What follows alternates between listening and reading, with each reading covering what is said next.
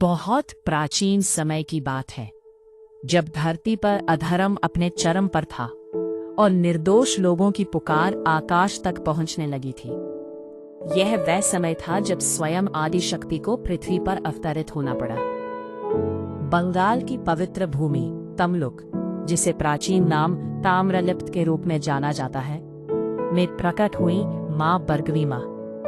यह सिर्फ एक मंदिर की कहानी नहीं है, यह भय, भक्ति, तंत्र, करुणा और न्याय से भरी एक ऐसी गाथा है जो आज भी सुनने वाले के रोंगटे खड़े कर देती है। ताम्रलिप्त, जिसे पुराणों में एक महान तीर्थ, सिद्ध क्षेत्र और समुद्री बंदरगाह बताया गया है, वह जगह है जहां गंगा की एक प्राचीन धारा समुद्र में मिलती थी। ऋषि मुनि यहाँ तंत्र और वेद साधना करते थे। यह स्थान देवताओं की विशेष कृपा से सुरक्षित था, लेकिन जहां शक्ति होती है वहां असुर भी जन्म लेते हैं। इसी ताम्रलिप्त क्षेत्र में राजा भीम का शासन था। नाम भीम, पर स्वभाव उससे भी अधिक भयंकर। वह तांत्रिक शक्तियों का उपासक था और काले जादू के बल पर यज्ञ विध्वंस करता, साधुओं की हत्या करता और स्त्रियों और बच्चों पर अत्याचार करता। देवता भी उससे भयभीत थे, क्योंकि भीम को वरदान प्राप्त था कि कोई भी सामान्य अस्त्र शस्त्र उसका वध नहीं कर सकता। जब अत्याचार सहन न कर पाने पर ऋषि मुनियों ने गंगा तट पर घोर तपस्या शुरू की। रात दिन जय दुर्गे, जय महाशक्ति का उच्चारण होने लगा। वर्षों की तपस्या के बाद आकाश गर्जना करने लगा और धरती कांप उठी। तभी प्रकट हुई मां दुर्गा का उग्र रूप, जिनका नाम पड़ा बरगवी मां।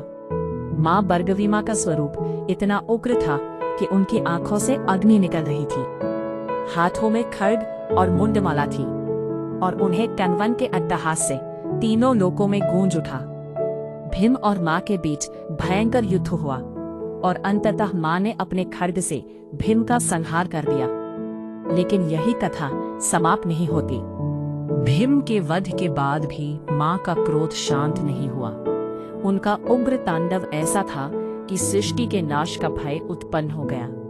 तब स्वयं ब्रह्मा, विष्णु और महेश ने मां से प्रार्थना की, मां, अब शांत हो जाइए, संसार आपकी शरण में है। तब मां ने करुणा दिखाई और कहा, मैं यही ताम्रलिप्त में वास करूंगी और कलियुग तक भक्तों की रक्षा करूंगी। यही स्थान आगे चलकर मां बरगवी मां का मंदिर बना। तांत्रिक ग्रंथों के अनुसार यह स्थान एक जागृत सिद्ध पीठ है।